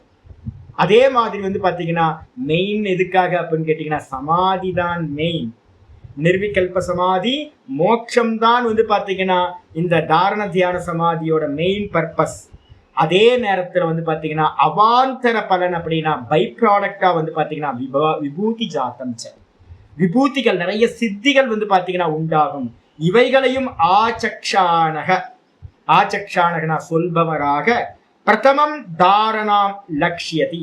முதல்ல என்ன பண்ண போறாரு அப்படின்னா தாரண தியான சமாதின்ற அந்தரங்க சாதனத்துல முதல் சாதனமா இருக்கிற தாரணையை ஆச்சாரியர் லக்ஷ்யதி அப்படின்னா சொல்ல ஆரம்பிக்கின்றார், சொல்ல போறார். இப்ப சொன்னதுக்கு பிறகு வந்து பாத்தீங்கன்னா சூத்திரம், முதல் சூத்திரம் ஆரம்பிக்குது. புரியுதா உங்களுக்கு? அப்ப ஆச்சாரியார் போன பாதத்துல சொன்ன இது கிரியா யோகத்தை சொல்லிட்டார், அப்புறம் அஷ்டாங்க யோகத்தையும் சொல்லிட்டார், இதோட பர்பஸ் என்னன்னு சொல்லிட்டார். எல்லாத்தையும் சொன்னதுக்கு பிறகு இந்த பாதத்துல முதல் சூத்திரம் ஆரம்பிக்குது. தேசபந்தஸ்சித்தஸ்ய தாரணா, தேசபந்தஸ்சித்தஸ்ய தாரணா, தேசபந்தஸ்சித்தஸ்ய தாரணா, தேசபந்த சித்தஸ்ய தாரணா. பந்தஹ தேசபந்தஸ்சித்தஸ்ய தாரணா. தேசபந்தம்னா என்ன சுவாமி அப்படின்னு கேட்டீங்கன்னா நிறைய வந்து பார்த்தீங்கன்னா யோக தத்துவ உபனிஷத்து, குண்டலினி உபனிஷத்து, அதே மாதிரி வந்து பார்த்தீங்கன்னா பாகவதத்துல நான் உங்களுக்கு எடுக்க போறேன். பக்தி யோகம் வரும்போது பாகவதத்தை கொஞ்சம் எடுக்க போறேன். அப்ப வந்து பாத்தீங்க அப்படின்னா நிறைய இடத்துல எப்படி தாரணை பண்ணணும் அப்படின்னு வந்து பாத்தீங்கன்னா விதவிதமான தாரணைகள் சாஸ்திரங்கள்ல சொல்லப்பட்டிருக்கு. இதுல வந்து பாத்தீங்க அப்படின்னா நாம ஏற்கனவே வந்து பார்த்திருக்கோம். என்னன்னு கேட்டீங்கன்னா இந்த ஆதார சக்கரங்கள்ல வந்து பாத்தீங்கன்னா தாரணை பண்றது அப்படின்னு மூலாதாரத்துல இருந்து ஆரம்பிச்சு மூலாதாரம், சுவாதிஷ்டானம், மணிப்பூரகம், அதுக்கப்புறம் வந்து பார்த்தீங்கன்னா அநாகதம், விசுத்தி, அப்புறம் ஆக்ஞான்னு சொல்லக்கூடிய ஷட்சக்கரங்கள்னு பேர். ஒரு கிரந்தமே ஆச்சாரியர் சங்கரர் வந்து பார்த்தீங்கன்னா ஷட்சக்கர நிரூபணம்னு ஒரு கிரந்தம் எழுதியிருக்காரு. யாராவது முடிஞ்சா எடுத்துங்க, யூடியூப்ல இதில் இருக்கும், கூகுளில் போய் சர்ச் பண்ணிங்கன்னா டவுன்லோட் பண்ணிக்கலாம். ஷட்சக்கர நிரூபணம் அப்படின்னு பேர், அதுக்கு பேர் ஆச்சாரியர் சங்கரர் எழுதுனதுன்னு சொல்றாங்க. அப்போ வந்து பார்த்தீங்கன்னா 6 சக்கரங்கள்ல வந்து முதல்ல தாரணை பண்றது அப்படின்னு ஒவ்வொன்றுத்தையும் தாரணை பண்ணி மேல மேல அடுத்ததுக்கு போகிறது. முதல்ல மூலாதாரம் பண்றது, அதுக்கப்புறம் சுவாதிஷ்டானம் பண்றது, இது மாதிரி. இதுக்கு அடுத்த மெத்தட் என்ன அப்படின்னு கேட்டீங்கன்னா, ஒவ்வொரு சக்கரத்துக்கும் வந்து பார்த்தீங்கன்னா ஒரு தத்துவம் இருக்கு. பிருத்திவி தத்துவம், ஜல தத்துவம், அக்னி தத்துவம், வாயு தத்துவம், ஆகாச தத்துவம் அப்படின்னு வந்து பார்த்தீங்கன்னா தத்துவங்கள் இருக்கு. இந்த தத்துவங்களை வந்து பார்த்தீங்கன்னா தாரணை பண்றதுன்ற ஒரு முறை. பஞ்ச தத்துவ தாரணான்னு ஒன்று இருக்கு, அதுக்கப்புறம் ஷட்சக்கர தாரணான்னு ஒன்று இருக்கு. அதுக்கப்புறம் வந்து பார்த்தீங்கன்னா இன்னும் உலகத்துல வந்து நிறைய மூர்த்தங்கள்ல தாரணை பண்றது இருக்கு. ஆச்சாரியர் வந்து பார்த்தீங்க அப்படின்னா பாகவதத்துல வந்து பார்த்தீங்கன்னா கிருஷ்ணரை வந்து பார்த்தீங்கன்னா எப்படி தாரணம் பண்றோம் அப்படின்னு நல்ல வியாக்கியானம் வந்து பார்த்தீங்கன்னா கிருஷ்ணரே உத்தவருக்கு சொல்றதெல்லாம் இருக்கு. இதுல வந்து பார்த்தீங்க அப்படின்னா ஏகாதச ஸ்கந்தத்துல 15வது அத்தியாயம் 14-15 ரெண்டு அத்தியாயத்தை எடுத்துங்க. 2 அத்தியாயத்திலையும் ஏகாதச ஸ்கந்தத்துல உத்தவருக்கு வந்து பார்த்தீங்கன்னா தாரணா மெத்தட சொல்றார், பிராணாயாமத்தை சொல்றார், அதுக்கப்புறம் ஓங்காரத்தை சொல்றார், அதுக்கப்புறம் ஹிருதய கமலத்துல வந்து பாத்தீங்கன்னா என்னை எப்படி நீ தியானம் பண்ணணும்னு தன்னைத்தானே வர்ணனையும் பண்றார் பகவான். அப்ப வந்து பாத்தீங்கன்னா விதவிதமான தாரணா மெத்தட்ஸ் வந்து பாத்தீங்க அப்படின்னா சாஸ்திரங்கள்ல சொல்லப்பட்டிருக்கு. ஏதாவது தேசபந்தன்றதுக்கு அர்த்தம் ஏதாவது ஒரு இடத்துல, ஏதாவது ஒரு தேசம்ன்றதுக்கு அர்த்தம் ஏதாவது பர்டிகுலரா ஏதாவது ஒரு பின் பாயிண்ட் இடத்துல வந்து பாத்தீங்கன்னா இந்த சித்த விற்த்திகளை வந்து பாத்தீங்கன்னா கட்டி வைக்கிறது. இதுக்கு எக்ஸாம்பிள் நான் என்ன சொல்லியிருக்கேன் அப்படின்னு கேட்டீங்கன்னா, முதல்ல வந்து பாத்தீங்கன்னா பின் பாயிண்ட்டுக்கு வரமாட்டோம். நான் ஏற்கனவே ஒன்று சொல்லியிருக்கேன், எடுத்தோன்னு வந்து பாத்தீங்கன்னா நிர்விகல்ப சமாதியை பண்ண ஆரம்பிச்சிங்கன்னா மூக்கு உடஞ்சு போயிடும், தலை உடஞ்சு போயிடும். அதுக்கப்புறம் என்ன ஆயிருவீங்க, மகா கிரகஸ்தராய், இது நம்மளால ஆகாதுன்னு திரும்ப சம்சாரத்துக்கு போயிடுவீங்க. அப்போ வந்து ஸ்டெப்பா போகணும் அப்படின்னும் போது என்ன பண்றோம் அப்படின்னா மெடிடேஷன்ல மெயின் வந்து பாத்தீங்க அப்படின்னா முதல்ல சவிகல்ப சமாதியை தான் அடையணும். ஏகாகிர சித்தம் முதல்ல நம்ம எல்லாரும் ட்ரை பண்றது என்ன இருக்கணும் அப்படின்னா ஏகாகிர சித்தம் தான் ட்ரை பண்ணணும். முடிய சித்த விருத்தி நிரோதத்தை ட்ரை பண்ணக்கூடாது. இங்க ரமணாசிரமத்துல வந்து பாத்தீங்கன்னா நான் அதிகமா பார்க்கறது வந்து பாத்தீங்கன்னா சொல்லிக் கொடுக்கறதுக்கு ஆள் இல்லை சாமி. சொல்லிக் கொடுக்கறதுக்கு ஆள் இல்லாததுனால என்ன பண்றாங்க தெரியுங்களா, பல வருஷங்களா வந்து பாத்தீங்கன்னா உட்கார்ந்து சித்த விருத்தி நிரோதத்தை பண்றதுக்கு நிரூபிக்கல் சமாதி டைரக்டா கண்ண மூடி உட்கார்ந்து சித்த விருத்தியை வரக்கூடாது. அது எப்படிங்க வராம இருக்கும்? இப்ப நம்ம சொல்லிட்டு இருக்கோம்ல, உள்ளுக்குள்ளார வந்து வாசனைகளை வச்சிருக்கிற வரைக்கும் அது என்ன ஆகும், கண்டிப்பா வெளியில தாட் ப்ரொடியூஸ் பண்ணிக்கிட்டே இருக்குமா. எப்பவும் நீங்க நிர்விகல்ப சமாதி அடைய முடியவே முடியாது ட்ரை பண்றது. அப்ப ஸ்டெப்ஸ் போங்க. என்ன ஸ்டெப்ஸ் போகணும்? விக்ஷிப்த பூமியில இருக்கிறவன் என்ன பண்ணும், ஏகாகிர பூமிக்கு போகணும். ஏகாகிர பூமியிலயும் வந்து பாத்தீங்கன்னா சவித்தர்க்கும் நிர்வித்தர்க்கும் சவிச்சாரம் நிர்விச்சாரம் மெதுவா அடுத்தடுத்த ஸ்டேஜுக்கு வந்து சூக்ஷ்மம்னு அடுத்தடுத்த சூக்ஷ்ம தன்மை அடையணும். அதுக்கப்புறம் தான் வந்து பாத்தீங்கன்னா நிர்விகல்ப சமாதி அடையிறது லாஸ்ட்ல வச்சுக்கணும், நிரோத சமாதி அப்படின்றது. அப்ப அந்த ஸ்டெப்ஸ் போகணும். அதனால என்ன பண்ணணும்னு கேட்டீங்கன்னா தேசபந்தம்ன்றது முதல் தாரணை எப்படி தெரியுங்களா இருக்கணும், ஏதாவது ஒரு நாமத்துல, ஒரு ரூபத்துல, ஏதாவது ஒரு விக்கிரகத்துல அதை வந்து பாத்தீங்கன்னா சித்தத்தை வந்து கட்டி போடணும். ஆச்சாரியர் என்ன பண்ணியிருக்காரு, நான் சொல்லியிருக்கேன் ஏற்கனவே, என்னன்னா சிவகேஷ பாதாதி ஸ்தோத்திரம், விஷ்ணு கேஷ பாதாதி ஸ்தோத்திரம் அப்படின்னு வர்ணனை பண்ணியிருக்காரு நிறைய. அதே மாதிரி வந்து பாத்தீங்கன்னா சௌந்தரிய லகரியை எடுத்துக்கிட்டீங்கன்னா அம்பாலோட வர்ணனைகள் வந்து பாத்தீங்கன்னா என்ன வர்ணனைகள் இருக்குன்றீங்க. ஐயோ, பாதத்துல இருந்து தலை வரைக்கும் வந்து பாத்தீங்கன்னா அம்பால வர்ணனை பண்ணி வச்சிருப்பார். எதுக்கு சுவாமி அப்படின்னு கேட்டீங்கன்னா சவிகல்ப சமாதி அபியாசத்துக்காக சொல்லப்பட்டது. நீங்க என்ன பண்ணணும், கண்ணு மூடி அந்த ரூபத்தை வந்து விசுவலைஸ் பண்ணிக்கிட்டே வந்தீங்க அப்படின்னா ஒரு நல்ல போட்டோவை எடுத்து வச்சு அம்பாலோட, இன்னைக்கு காலையில் கூட ஒரு பார்த்துட்டு இருக்கேன், நல்ல பெயிண்டிங் ஒன்று இருக்கு, அவர் டவுன்லோட் பண்ணணும்னு நினைச்சிட்டு இருக்கேன். டவுன்லோட் பண்ணி எல்லாத்துக்கும் அனுப்புறேன். எக்ஸலண்டான அம்பாலோட லலிதா திரிபுர சுந்தரியோட. ஐயோ, அம்பாள் வந்து பாத்தீங்கன்னா அந்த பச்சை புடவை கட்டி, பட்டு புடவை என்ன கிராண்டா இருக்கு தெரியுங்களா, பட்டு புடவை கட்டி திருவாச்சி வந்து அம்பாளுக்கு ஏற்ற மாதிரி ஒரு திருவாச்சி எக்ஸலண்டா. அம்பாள் உட்கார்ந்துருக்காங்க, பத்மாசனத்துல உட்கார்ந்துருக்காங்க. அந்த பத்மாசனம் காலை விரிச்சு வச்சு கையில வந்து பாத்தீங்கன்னா 4 கையிலயும் 4 விதமான இதெல்லாம் வச்சுக்கிட்டு ஆபரணங்களோட, ஐயோ அம்பாளை பார்க்க அப்படியே பார்த்துட்டு. அப்போ ஒரு தியான ஸ்லோகத்தை வச்சுக்கிட்டு சிந்தூராருண விக்கிரகாம் திருநயனா மாணிக்க மௌலீஸ்வரத்துன்னு எங்க வந்து பாத்தீங்க அப்படின்னா விஷ்ணு இதுல நம்ம லலிதா சஹஸ்ரநாமத்துல இருக்கிற ஒரு தியான ஸ்லோகத்தை எடுத்துக்கிட்டு, இல்ல காயத்ரியா இருக்கு அப்படின்னா காயத்ரிக்கு வந்து பாத்தீங்கன்னா நித்திய சந்தியாவந்தனத்துல வந்து காயத்ரி தியானமே வச்சிருக்கு ஜபத்துக்கு முன்னாடி. இது மாதிரி தியான ஸ்லோகத்தை எடுத்துக்கிட்டு என்ன பண்றது, அந்த ஒரு போட்டோவை வச்சுக்கிட்டு முன்னாடி வச்சுக்கிட்டு பார்த்துக்கிட்டே இருக்கிறது. ஃபுல்லா வந்து பாத்தீங்கன்னா மனசுல டெய்லி வந்து பாத்தீங்கன்னா உட்காந்து ஜபம் பண்ணது பார்த்துக்கிட்டே ஜபம் பண்ணிக்கிட்டே இருக்கிறது. ஒரு 3 மாசம் 6 மாசம் ஆகும்போது என்ன ஆயிடும்னு கேட்டீங்கன்னா, கண்ணை மூடினாலும் அந்த ரூபம் வந்து பாத்தீங்கன்னா உங்களுக்குள்ளார வர ஆரம்பிச்சு. அப்படி கண்ணை மூடி உங்களுக்கு ரூபம் உள்ள வர ஆரம்பிச்சிருச்சு அப்படின்னா என்ன பண்ணணும்னு கேட்டீங்கன்னா, அந்த தியான ஸ்லோகத்தை எடுத்து வச்சுக்கணும். அவரோட நெத்தி வந்து பாத்தீங்கன்னா அம்பாலோட நெத்தி இப்படி இருக்கு, அம்பாள் வந்து பாத்தீங்க அப்படின்னா அங்க பிறை இருக்கு, அங்க சந்திரன் வந்து பாத்தீங்கன்னா 3வது கண் வந்து நெற்றிக்கண் அம்பாளுக்கு இருக்கு, அவரோட கண்கள் இது மாதிரி இருக்கு, மூக்குல மூக்குத்தி இந்த அம்மா குத்தி இருக்காங்க, அவங்களோட சின் வந்து பாத்தீங்கன்னா அழகா குழந்தைக்கு மாதிரி ரவுண்டா இருக்கு, அதுக்கப்புறம் அந்த ஷோல்டர் இப்படி இருக்கு, கையில இது வச்சிருக்காங்க, கால் வந்து பாத்தீங்கன்னா ஒரு கொலுசு மாதிரி நல்ல தடிமனா போட்டிருக்காங்க, நல்ல வஸ்திரம் போட்டிருக்காங்க அப்படின்னு ஒவ்வொன்றுத்தையா வர்ணனை பண்ணிக்கிட்டே இருக்கிற ஸ்லோகங்கள் பூரணமா ஒரு ஸ்லோகம். அத மனசுல வந்து பாத்தீங்கன்னா அந்த ஸ்லோகத்தோட ஒரு வரியை எடுத்துக்கிட்டு ஒவ்வொரு பார்ட்டா அந்த சப்தங்களை சொல்லி அந்த ரூபத்துல நம்ம பார்க்க என்ன ஆகும் கேட்டீங்கன்னா தாரணை சித்திக்கும். அம்பாலா இருக்கட்டும், இல்ல சிவனா இருக்கட்டும், இல்ல விஷ்ணுவா இருக்கட்டும், இந்த ரூபத்துக்கு ஏத்த மாதிரி ஒரு தியான ஸ்லோகத்தை சொல்லி அந்த ஸ்லோகத்துல இருக்கிற அர்த்தங்களை அப்படியே மனசுல கொண்டு வந்து ஒவ்வொரு பார்ட்டா நம்ம பார்க்க ஆரம்பிக்கிறோம் வச்சுங்க. இதுக்கு என்ன பேரு சுவாமி அப்படின்னா தேசபந்தகா சித்தஸ்ய தாரணா. சித்த விருத்திகள் வந்து பாத்தீங்கன்னா அந்த ஸ்லோகத்தோட வரிகள்லையும் அதோட அர்த்தத்திலையும் கவனிச்சுக்கிட்டே இந்த மனசு ஃபுல்லா அம்பாலோட ரூபத்திலேயே சிவனோட ரூபத்திலேயே விஷ்ணுவோட ரூபத்திலேயே கட்டி போடுறது இருக்குல்ல சித்த விருத்திகளை. இந்த சித்த விருத்திகளை இப்படி கட்டி போடுறதுக்கு பேரு தான் சித்தத்தினுடைய தாரணான்னு பேரு. சரி, இதை எதுக்கு சுவாமி சொல்றீங்க அப்படின்னு கேட்டீங்கன்னா, எப்பவுமே வந்து பாத்தீங்கன்னா என்ன பண்ணணும், ஒரு தாரணா பண்ணும்போது என்ன பண்ணணும் அப்படின்னு கேட்டீங்கன்னா, எடுத்தோட ஆத்ம தாரணம்லாம் பண்ணக்கூடாது. என்ன பண்ணணும் அப்படின்னு கேட்டீங்கன்னா, ஒரு பெரிய சர்க்கிள் போடணும்.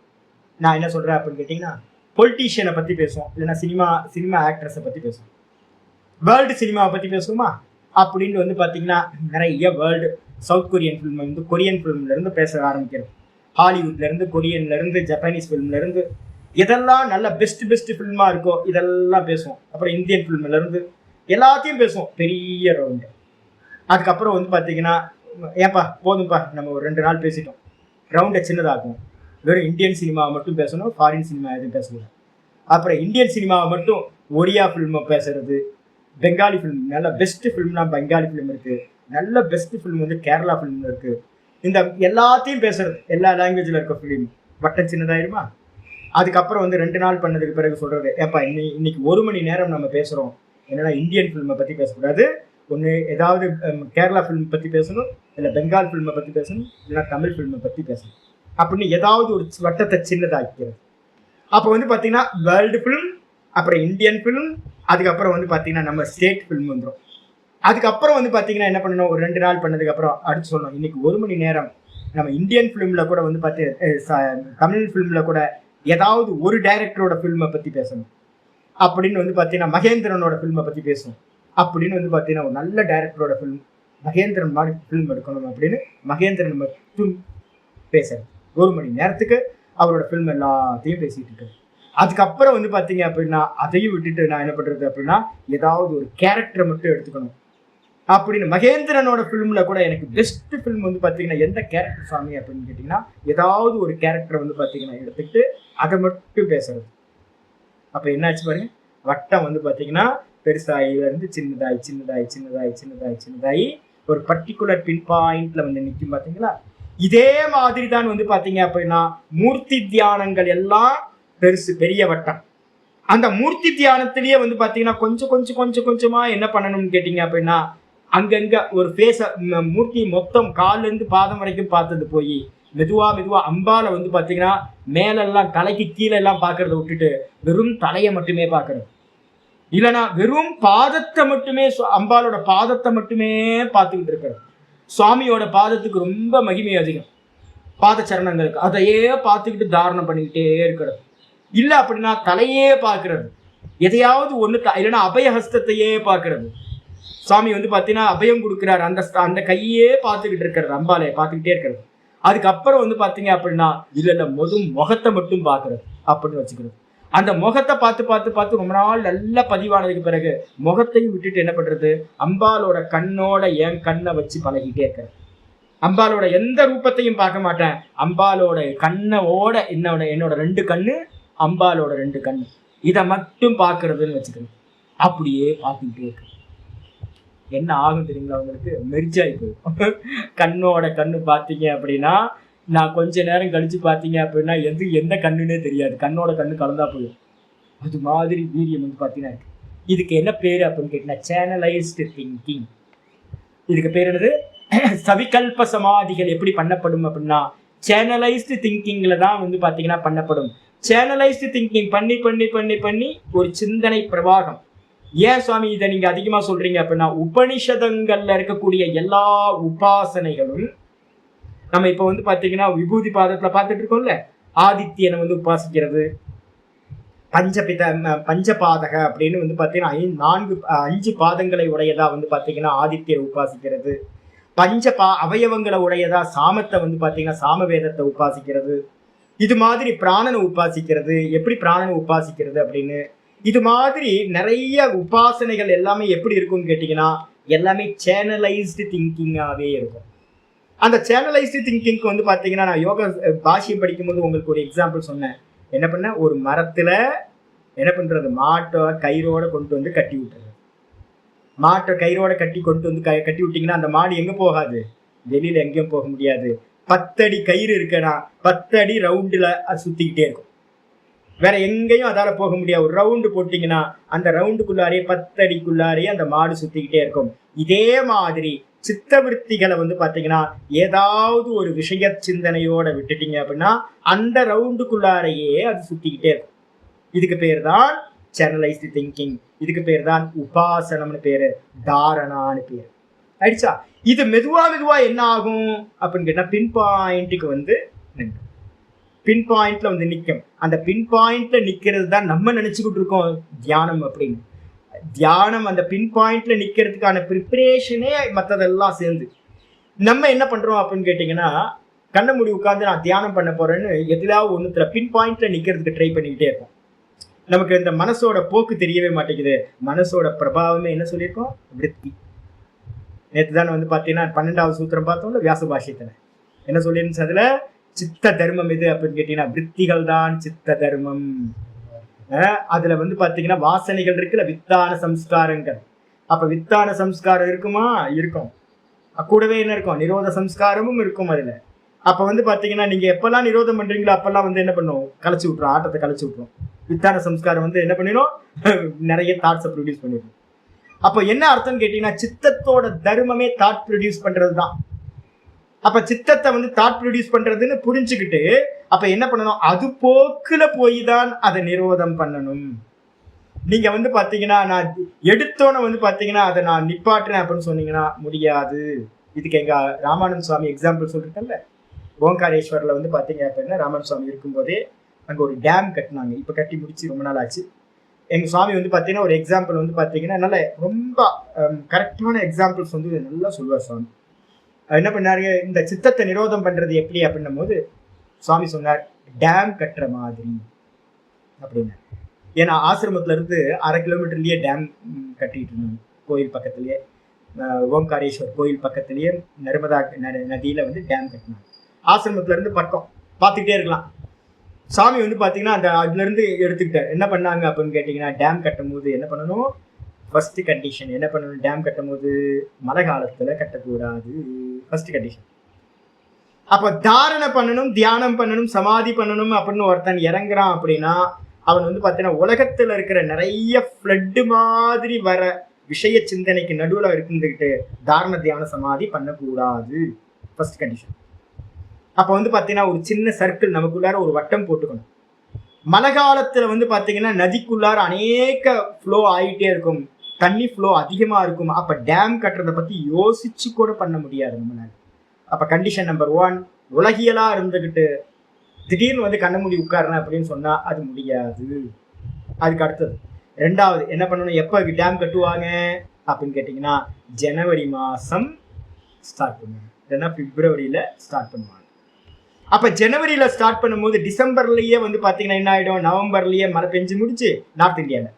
டிசம்பர்லலாம் என்ன ஆகும்னு கேட்டிங்கன்னா நவம்பர் டிசம்பர்லலாம் ஒரு ஃப்ளோ வந்து பார்த்தீங்கன்னா குளிர்காலத்தில் ஒரு ஃப்ளோ மெதுவாக போக ஆரம்பிச்சிடும், நார்மல் ஃப்ளோ. அப்போ நார்மல் ஃப்ளோ போக போக போக மெதுவாக கம்மியாக ஆரம்பிக்கும். ஜனவரி மாதம் தான் வந்து பார்த்தீங்கன்னா நார்த் இந்தியாவில் டேம் கட்டணும். சரி, டேம் கட்டணும்னா ஃப்ளோ போயிட்டே இருக்கு சாமி, எப்படி நடுவில் டேம் கட்டுவீங்க? அப்போ என்ன பண்ணுவாங்க அப்படின்னு கேட்டிங்கன்னா ஒரு கேனல் வெட்டுவாங்க. ஒரு கேனல் வந்து பார்த்தீங்கன்னா செப்பரேட்டாக வந்து பார்த்தீங்கன்னா அந்த அந்த தண்ணியை வந்து பார்த்தீங்கன்னா வாட்டர் ஃப்ளோவை டைவர்ட் பண்ணுறதுக்கு வந்து பார்த்தீங்கன்னா வேற ஒன்று பண்ணுவாங்க. ஓங்காரேஸ்வரில் என்ன இருக்குது அப்படின்னா ஒரு ரிவரே இருக்குது, அதான் அந்த இடத்த செலக்ட் பண்ணாங்க. அங்கே ஒரு காவேரின்னு ஒரு ரிவர் இருக்குது, நம்ம காவேரி இல்லை, அங்கே ஒரு காவேரி நர்மதாவில். அது என்ன பண்ணுவோம், ஒரு ஓங்கார பருவதம் அப்படின்னு அந்த பருவதத்தை சுற்றி வந்து ஒரு நதி போகும். மெயின் ஸ்ட்ரீம்ல இருந்து ஒரு பிரான்ச் பிரிஞ்சு என்ன பண்ணுவோம் அப்படின்னா நடுவில் இருக்க மலையை சுற்றிட்டு போகும். இவங்க என்ன பண்ணாங்கன்னு கேட்டிங்கன்னா டேம் கட்டுறவங்க இந்த மெயின் ஸ்ட்ரீமை கட் பண்ணி ஃபுல் ஃப்ளோவையும் வந்து பார்த்தீங்கன்னா அந்த காவேரின்ற பிரான்ச் வழியாக திருப்பி விட்டாங்க. அப்போ கேனல் பண்ணுறது ரொம்ப இம்பார்ட்டன்ட். இந்த கேனல் பண்ணுறதுக்கு பேர் தான் என்ன பேர், சேனலைஸ்ட் திங்கிங். இதுக்காகத்தான் வந்து பார்த்தீங்கன்னா சவிகல்ப சமாதிகள் எல்லாம் வந்து பார்த்தீங்க அப்படின்னா நம்ம பண்ணுற மூர்த்தி தியானத்திலிருந்து உபனிஷத்துல சொல்கிற பிராண உபாசனை, ஓங்கார உபாசனை எல்லாம் வந்து பார்த்தீங்கன்னா என்னது, சேனலைஸ்டு திங்கிங், கேனல் வெட்டுறது. சரி, கேனல் வெட்டினதுக்கு பிறகு என்ன பண்ணுவீங்க, தண்ணியை அந்த பக்கம் ஃப்ளோ பண்ண விட்டுருவீங்க, இந்த பக்கம் என்ன பண்ணுவீங்க, மெதுவா டேமை கட்டி முடிச்சதுக்கு பிறகு கேனல்ல போகிற தண்ணியை கட் பண்ணிடுவீங்க. மெயின் ஃப்ளோ வந்து பார்த்தீங்கன்னா இதோட ஸ்டோர் ஆகும். இதுக்கு பேர் தான் சமாதி அப்படின்னு பேரு. பின் பாயிண்ட்ல வந்து நிக்கிறது. அப்ப பின் பாயிண்ட்ல வந்து நிக்கிறது வந்து சர்வவிருத்தி நிரோதகன்னு பேர். சர்வவிருத்தி நிரோதம் பண்றதுக்கு முன்னாடி சேனலைஸ் திங்கிங்க்கு பேர் தான் தாரண தியான சமாதி. அதுக்கப்புறம் தான் நிர்விகல்ப சமாதிக்கு போறது சம்பவிக்கும். இதை நல்லா புரிஞ்சுக்கணும். அதனால என்ன பண்ணணும், முதல் சாதனம் வந்து பாத்தீங்கன்னா ஏதாவது ஒரு கேனல்ல இந்த விற்த்திகளை ஃப்ளோ பண்றோம் பாத்தீங்களா, அதுக்கு பேர் தான் தேசபந்த சித்தஸ்ய தாரணா. பாஷ்யத்துக்கு வந்துருக்கு. இது யோக சூத்திரக்காரர் என்ன சொல்றான்னு பார்ப்போம், யோக சுதாகரர் என்ன சொல்றான்னு பார்ப்போம். சதாசிவ பிரம்மேந்திரர் சொல்ற விற்த்தியில ஆதாராதி தேசா, ஆதார ஆதி தேசான்னு என்ன அர்த்தம் அப்படின்னு கேட்டீங்கன்னா மூலாதாரம், மூல ஆதாரம், மூலாதாரம், அதான் ஆதாரன்னு போட்டார். முதல் வந்து பாத்தீங்கன்னா மூலாதாரம் குண்டலினியில வந்து பாத்தீங்கன்னா 6 சக்கரங்கள். அதுல ஆதார சக்கரம்னா மூலாதார சக்கரம் முதல் கொண்டு மொத்தம் 6 சக்கரம். அதுக்கு மேல பிந்து 7வது, அதுக்கப்புறம் 7வது 8வது வந்து பாத்தீங்க அப்படின்னா பிந்துக்கு அப்புறம் வந்து பாத்தீங்க அப்படின்னா சகசிராரம். மொத்தம் 8 வந்து ஸ்தானங்கள் வந்து பாத்தீங்கன்னா இந்த தேகத்தை சொல்லப்பட்டிருக்கு. இந்த 8க்கு மேல வந்து பாத்தீங்கன்னா 12 அங்குலத்துக்கு மேல வந்து பாத்தீங்கன்னா ஒரு ஸ்தானம் சொல்லப்படுது. மொத்தம் 8 1 9 ஸ்தானங்கள் வந்து பார்த்தீங்கன்னா குண்டலினி சக்தியில 9 ஸ்தானங்களை சொல்லுவோம். 12 ஸ்தானங்கள் இருக்கு. இது மாதிரி 2-3 வெரைட்டி வந்து பார்த்தீங்கன்னா உபனிஷதங்கள்லேயே கொஞ்சம் பேதம் இருக்கு. அப்ப ஆச்சாரியர் சொல்றாரு ஆதாராதி தேசா, ஆதாரம் மூலாதாரம் முதலிய தேசங்கள், அதஸ்தாத் அபிஹிதாக, அதஸ்தாத் அப்படின்னா கீழே சொல்லப்பட போகின்றது. இனிமே வந்து பாத்தீங்கன்னா பின்னாடி வந்து பாத்தீங்கன்னா அந்த ஆதாரங்கள் எல்லாம் சொல்ல போறோம். தத்ர ஆத்மனிவா சித்தஸ்ய பந்தஹா. ஒண்ணு வந்து பாத்தீங்க அப்படின்னா இது மாதிரி ஏதாவது ஒரு சவிகல்பமா ஏதாவது ஒரு நாமம் ரூபம் குணத்தோட இருக்கிற சவிகல்ப இடங்கள்ல பண்றது, தாரணா பண்றது. இல்ல அப்படின்னா ஆத்மனி, தத்ர ஆத்மனிவா, ஆத்மால நிர்குண நிராகாரம் இருக்குல்ல. யார் ஆத்மானா, திரஷ்டா திருஷி மாத்திரா, திரஷ்டா திருஷி மாத்திர, திருஷினான்னு அர்த்தம் பார்வை, வெறும் சைத்தன்யம். அப்ப அந்த சைத்தன்யத்திலேயே மனசை வைக்கிறதுக்கு பேரும் வந்து பாத்தீங்கன்னா ஆத்ம தாரணான்னு பேரு, ஆத்ம தாரணான்னு பேரு. என்னன்னு கேட்டீங்கன்னா நம்ம வந்து பாத்தீங்கன்னா நம்ம இதுல வந்து பாத்தீங்கன்னா அபரோக்ஷ அனுபூத்தியில வந்து ஆச்சாரியர் வந்து பாத்தீங்க அப்படின்னா இந்த தாரணையை பத்தி நிர்குணத்திலேயே சொல்றாரு.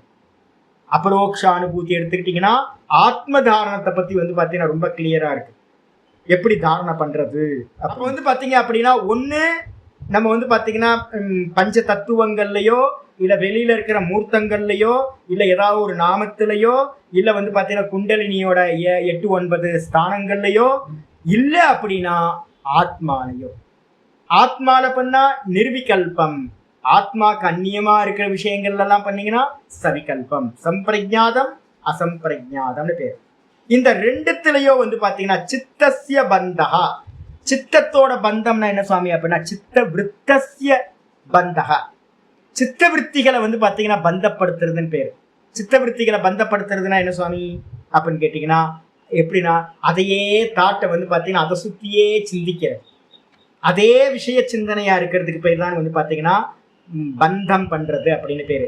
ஒரே மாடு வந்து பாத்தீங்கன்னா அந்த ஏரியாக்குள்ளேயே 10 அடி கயிறுக்குள்ளாரையே என்ன கட்டி வச்சிருக்கீங்களோ அதுக்குள்ளாரையே சுத்திக்கிட்டு இருக்க மாதிரி நீங்க ஏதாவது ஒரு ஏரியாவையே பிக்ஸ் பண்ணிக்கிட்டு அதுலயே இந்த சித்த விற்த்திகளை வந்து பாத்தீங்கன்னா உருட்டிக்கிட்டே இருந்தோம் அப்படின்னா அதையே சிந்தனையா இருக்கிறோம் அப்படின்னா அதுக்கு பேர் வந்து பாத்தீங்கன்னா தாரணா இத்யுச்சதே. இதுக்கு பேர் தான் வந்து பாத்தீங்கன்னா தாரணம் என்று பெயர். சித்தஸ்ய பந்தக ஸ்தானம் தாரணா இத்யுச்சதே.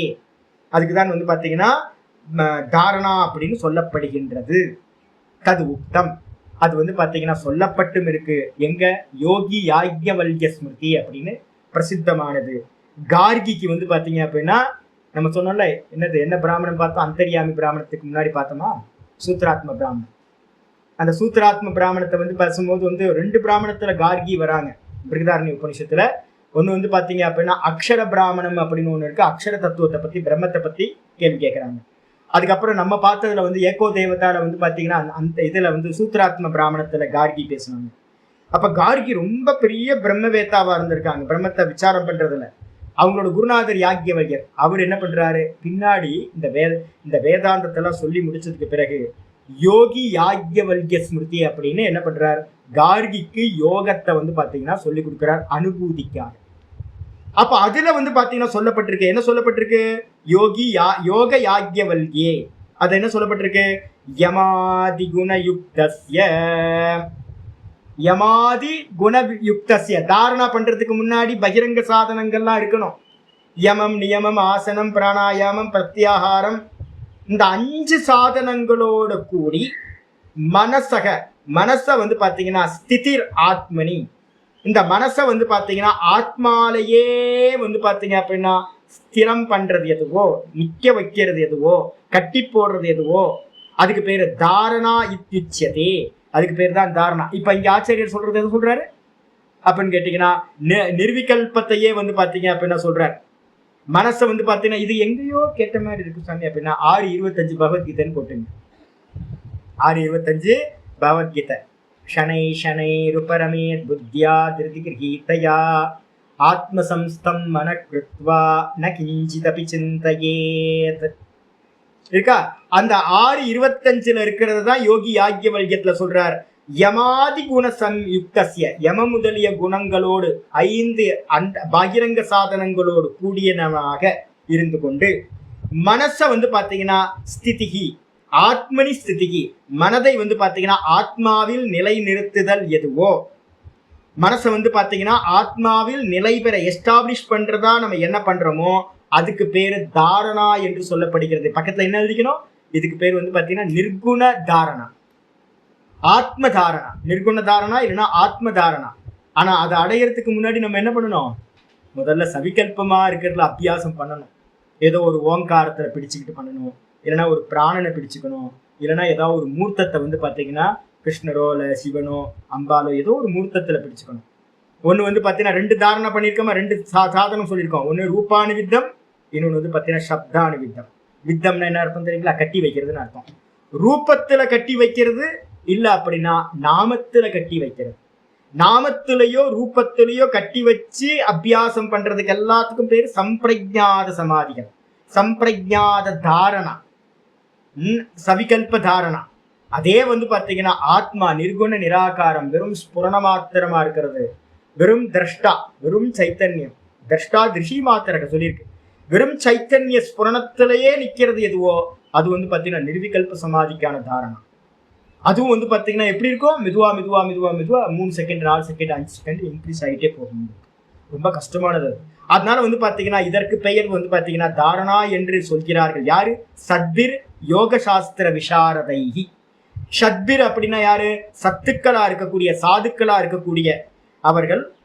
அதே நேரத்துல யோக சாஸ்திர விசாரதைஹி, யோக சாஸ்திரத்துல நிபுணர்களா இருக்கக்கூடியவர்களால். விசாரதம் அப்படின்றதுக்கு அர்த்தம் நிபுணத்தன்மைன்னு அர்த்தம். நல்ல யோக சாஸ்திரத்துல நிபுணத்தன்மையை அடைஞ்சவங்க எத்தனை மகரிஷிகள் இருந்தாங்களோ அவர்களால் வந்து பாத்தீங்கன்னா இதுதான் தாரணை என்று சொல்லப்படுகிறது, ஆத்ம தாரணை என்று சொல்லப்படுகிறது. யம நியமங்களோடு கூடி இந்த மனதை ஆத்மாவிலேயே எஸ்டாப்ளிஷ் செய்யறது எதுவோ அதுவே தாரணா. முடிச்சாச்சு. இந்த விதமா இந்த சூத்திரம், முதல் சூத்திரம் முடிஞ்சிருக்கு. நாளைக்கு நம்ம என்ன பண்ணுவோம், கொஞ்சம் ஹை ஜம்ப் பண்ணுவோம். ஓம் பூர்ணமதః பூர்ணமிதம் பூர்ணாத் பூர்ணமுதச்யதே பூர்ணஸ்ய பூர்ணமாதாய பூர்ணமேவாவசிஷ்யதே. ஓம் சாந்தி சாந்தி சாந்தி. ஹரி ஓம். ஸ்ரீ குருப்யோ நமः. ஹரி ஓம். என்ன கேட்டா வந்து பாத்தீங்கன்னா யோக பாஷ்யத்தை காட்டிலும் இது உங்களுக்கு வந்து பாத்தீங்கன்னா ரொம்ப சரளமா இருக்கும், ரொம்ப ஈஸியா இருக்கும் சுதாகரம். அதனால ஒரு வாட்டி 2 வாட்டி அதை படிச்சு மனசுக்குள்ளார ஆக்கிக்கிட்டீங்கன்னா நல்லா தெளிவாயிடும். அது யோக இது வியாச பாஷ்யம் வந்து பார்த்தீங்கன்னா கொஞ்சம் கடினமா இருக்கும். பிரயோகங்களும் சரி ரொம்ப ஹார்டா இருக்கிற மாதிரி, அதான் வித்வான்களுக்கு வந்து பார்த்தீங்கன்னா அது கரெக்டாக இருக்குமா இருக்கும். ஆனால் வந்து பார்த்தீங்கன்னா நமக்கு வந்து பார்த்தீங்கன்னா யோக சுதாகரம் ரொம்ப ஈஸியாக இருக்கும், சித்தப்படுத்தி.